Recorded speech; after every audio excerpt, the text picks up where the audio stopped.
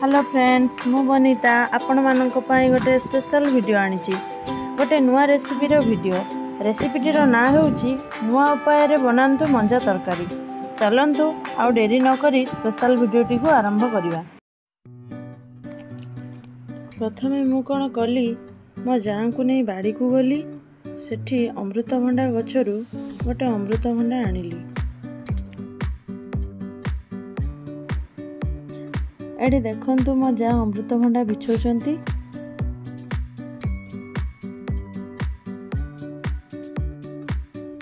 तापरे कोन कली ना अमृतभंडा को काटी धोई देली। ता सह मंजा को मध्य काटी धोई देली। तापरे घरे थिबा माटी चुली रे कढ़ा बसाइली। सेथिरे किछि पानी देली।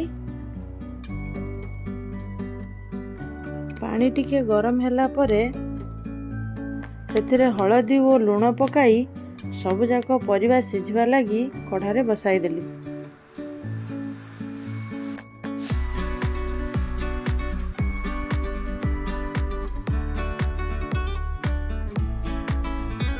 सिझिबा भितरे मु सरिष रसुण लंका को बाटी आनिछि।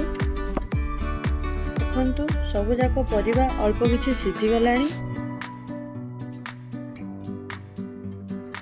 एबे रखिथिबा मसला को एथिरे देई देली।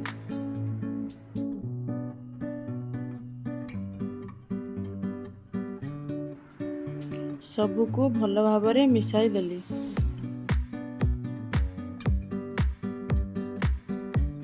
मंजा और सबु जाक परिवा को छुंक दबा लगी कढ़ारे किछि तेल देई गरम हवा पई छाड़ी देली।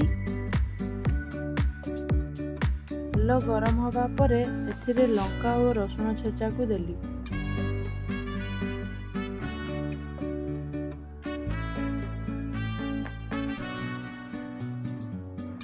ताकू टिके भल भाबरे मिसाइली। रखिथिबा मंजा और परिवा को देई देली।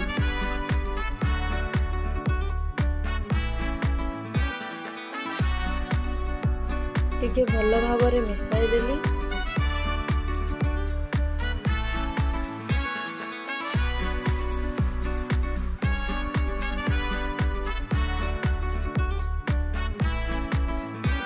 किछि समय पर गोटे पात्र को खोली देली।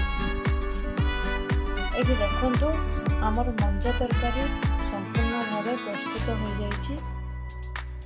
यदि वीडियोटी भल लागिला लाइक शेयर और चैनल को सब्सक्राइब करने को भूलिएनि।